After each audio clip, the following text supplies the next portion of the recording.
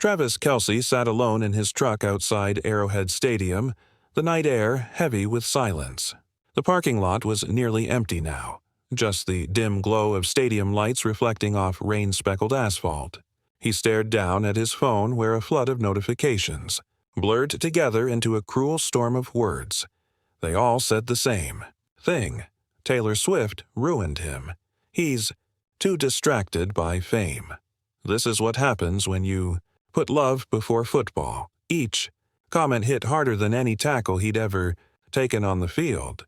It wasn't just criticism, it was personal. It wasn't just about football anymore. For the first time, Travis wondered if they might be right. He thought about the last few weeks. Late-night phone calls, lazy mornings in bed. Taylor had just returned from her European tour, and they'd been trying to make up for lost time. Maybe he had been distracted. Maybe the line between love and focus had blurred. Then his phone buzzed again. A text from her. "Hey babe, are we still meeting with the wedding planner at 6? She has some venue options to show us. Can't wait to see you. Love you, Red Art." The message should have made him smile. Instead, his chest tightened. Their wedding, April 2026, just 6 months away, felt suddenly like a weight instead of a dream. He tossed the phone onto the passenger seat, the screen flashing with yet another brutal tweet from a sports analyst he once admired. Kelce's head isn't in the game anymore. When you're dating the biggest star in the world, something's gotta give. The engine rumbled to life. And as he drove home through the quiet Kansas City streets, Travis couldn't shake the thought that maybe what had to give was love itself. When Travis walked through the front door, the smell of garlic and fresh basil drifted through the air. Taylor was in the kitchen, humming softly, her hair tied up in a loose ponytail, wearing jeans and a cream-colored sweater. She looked up from the stove and smiled, until she saw his face. "Hey," she greeted, her voice bright but uncertain. "Rough game, I know. But it's just one night, Trav. You'll bounce back." Travis didn't answer. He dropped his keys on the counter, the sound sharp in the quiet room. "I need to cancel with the wedding planner," he said flatly. Taylor froze, the wooden spoon slipping from her hand and clattering to the floor. "What? I can't deal with it tonight. Not after the game.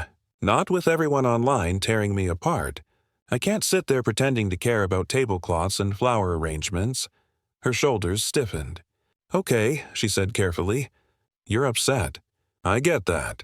We can reschedule for next week." But before she could finish, he cut her off. "Maybe we need to reschedule more than just the meeting." The silence that followed was deafening. The boiling pot on the stove hissed softly in the background. "What does that mean?" Taylor asked, her voice barely above a whisper. Travis hesitated, then exhaled. "Everyone's saying you're a distraction, that I'm not focused, that my career's slipping because of us." Taylor blinked in disbelief. "Everyone? You mean strangers on the internet?" "It's not just strangers," Travis said, pulling out his phone. "It's analysts. Former players. People who actually know the game." She glanced at his screen, reading the cruel words flashing across it. When her eyes met his again, they were filled with hurt. "And you believe them?" "I don't know what I believe anymore," he admitted. "All I know is I had one of the worst games of my career, and everyone's saying it's because of you." Taylor's expression cracked. Pain, then anger. "So this is my fault?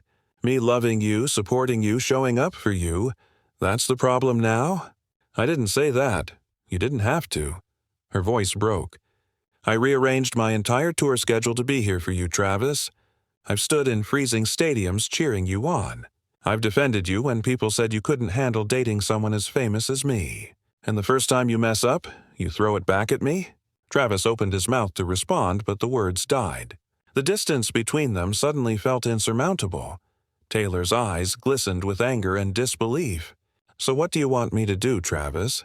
she asked, her voice trembling. "Do you want me to disappear? Stop coming to your games? Call off the wedding?"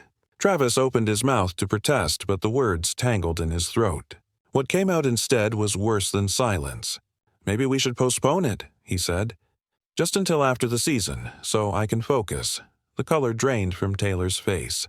Slowly, she reached up and slid off her engagement ring, the one he had spent months designing. The ring caught the kitchen light for a brief second before she placed it gently on the counter between them. "Taylor, what are you doing?" His voice cracked, panic cutting through the frustration. "I'm making it easier for you to focus," she said, calm but breaking inside. "You don't have to worry about the wedding anymore." "I didn't say I wanted this," he whispered. "You didn't have to." Her tears finally fell. "I love you, Travis. I've rearranged my life for you, defended you, supported you, but I won't stay with someone who treats love like an obstacle." She turned away before he could respond. "I'm going to Nashville for a few days. You need space? You've got it. Don't go," Travis said, his voice raw, but the only reply was the sound of her footsteps on the stairs, the soft click of a door closing, and the quiet hiss of boiling water forgotten on the stove. When she came back down 20 minutes later, suitcase in hand, she didn't even look at him. She picked up the ring, slipped it into her purse, and walked to the door. "Taylor, wait," he said, stepping forward. "Please, let's talk." She stopped, her back still to him.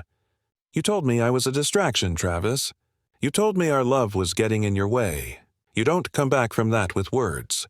You come back from that with choices." And then she was gone. Travis stood alone in the kitchen, her pasta still simmering, the scent of garlic turning bitter in the air. The timer beeped shrilly in the silence, mocking him. He turned it off but didn't move. He just stared at the empty space where she had stood, and realized he'd just thrown away the best thing in his life because of people who didn't even know him. For a long time, Travis just sat there, hands buried in his hair, the world outside his window spinning on without him. The engagement ring was gone. The pasta had gone cold. The silence was deafening. His phone buzzed again. Jason calling. He couldn't face him, not yet. He let it go to voicemail.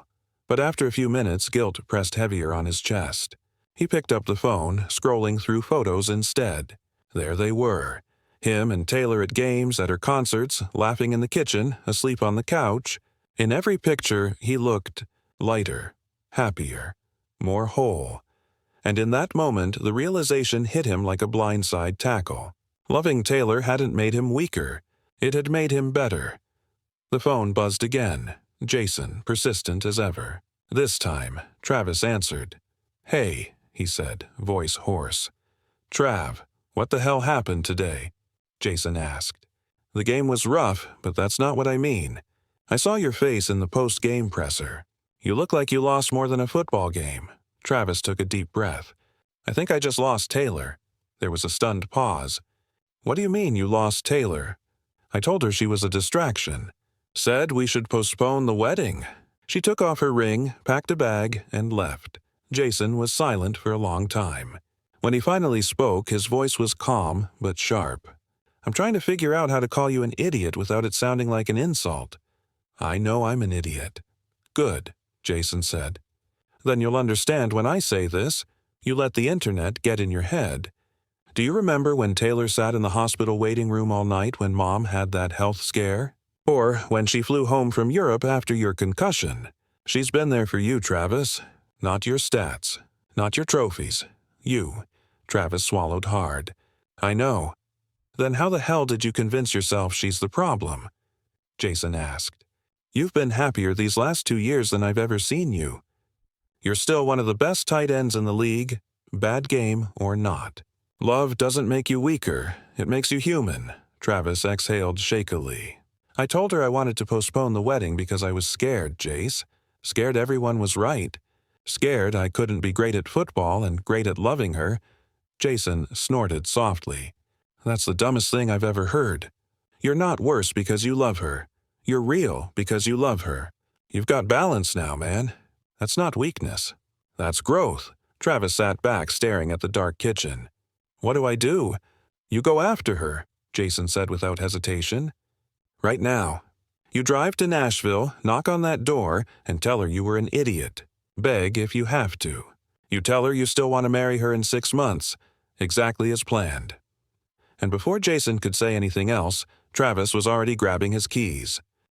The Kansas City night blurred past his windshield, streetlights stretching into golden streaks as Travis sped down the empty highway. He didn't even pack properly. just tossed clothes into a duffel bag and grabbed his truck keys. Every mile between him and Nashville felt like punishment, every second a reminder of what he'd done. He rehearsed what he'd say over and over again, but every version sounded hollow. "I'm sorry. I didn't mean it." None of it could erase the look on her face when she took off her ring. Halfway there, he stopped at a gas station. The fluorescent lights buzzed overhead as he scrolled through Twitter. This time, not to torture himself, but out of morbid curiosity. The chaos was still there. Critics, fans, reporters all weighing in. But buried between the noise, something unexpected stood out. Fans were defending them. One tweet read, "The way Travis looks at Taylor reminds me that love doesn't make you less. It makes you whole. One bad game doesn't change that." Another said, "He's still top 5 in the league even on an off season. Let the man live his life." And then one comment hit him harder than all the rest. "They've both been more successful since getting together. Maybe love didn't distract him. Maybe it gave him something real to fight for." Travis screenshotted, staring at those words until the screen dimmed. Not for validation, but as a reminder. He'd let fear twist something beautiful into something fragile. By the time he pulled into Taylor's Nashville driveway, it was just past midnight. Her car was parked out front. Lights were still on upstairs. Travis sat there for a long moment, gripping the steering wheel. Then he stepped out, heart pounding, and walked to the door. He knocked. No answer. He knocked again, louder this time. "Taylor, please," he called softly. "I drove 3 hours. I'm not leaving until we talk." The lock clicked. The door opened. Taylor stood there, still in her travel clothes, hair slightly messy, eyes red from crying. She looked exhausted, heartbroken. "What are you doing here?" she asked, her voice raw. "I'm here," Travis said quietly, "to tell you I was wrong. About everything." He swallowed hard. "Can I come in?" Taylor hesitated, then stepped aside. They stood in her living room only a few feet apart, but it felt like miles. "I was scared," Travis began. "After the game, after seeing everything online, I let strangers convince me that loving you was a mistake. That you made me weaker. But the truth is, you make me stronger. You always have." Taylor said nothing, just listened, arms crossed, her heart guarded. Travis took a deep breath, his voice low and unsteady. "Loving you hasn't made me worse at football, Taylor. It's made me better at everything that actually matters. Maybe my stats are down, maybe I dropped a few passes, but I'm happier, calmer, more grounded than I've ever been. You're not a distraction. You're the reason I'm still standing." Taylor's eyes shimmered with fresh tears, but she didn't look away. "You really hurt me," she whispered. "You told me I was a distraction. You made me feel like I was in the way." "I know," Travis said immediately, his own voice cracking. "And I hate myself for it. You've given me nothing but love and loyalty. You've defended me, believed in me when I didn't believe in myself. And the first time things got hard, I let fear win. I let other people's voices drown out yours." He stepped closer. "I don't want to postpone our wedding, Taylor. I don't want space. I want you. I want us. The wedding. The planning. The chaos. Because that's life with you. That's the dream." Taylor looked at him, searching for truth in his eyes. "And what about the next time?" she asked softly. "The next time you have a bad game? The next time people call me a distraction?" Travis nodded slowly. "I can't promise I'll never have weak moments again," he admitted. "But I can promise that I'll never let fear or public opinion come between us. I'll choose you, even when it's hard, especially when it's hard." He pulled out his phone, showing her the screenshot from earlier. This comment, "Someone wrote that we've both become better since finding each other. And they're right. You've made me better at being human, not just an athlete. And that's something no game, no season, no critic can take away." Taylor's walls began to crumble. Her tears fell freely now, but her voice was steady. "I can't be with someone who treats our love like it's optional, Travis." "You're not optional," he said, stepping forward until there was no space left between them. "You're essential. You're home." There was a long, trembling pause. Then, Taylor reached into her purse and pulled out her engagement ring. For a moment, Travis feared she was giving it back for good. Instead, she held it out to him. "Put it back on," she whispered. His hand shook as he slid the ring onto her finger. The moment it settled in place, he exhaled like he'd been holding his breath for days. Taylor smiled through her tears. "Don't ever do that again." "Never," he promised. "You're stuck with me now. Bad games and all." She laughed softly, the sound breaking through the tension like sunlight after a storm. Travis wrapped his arms around her, holding her tight as if to anchor her to him forever.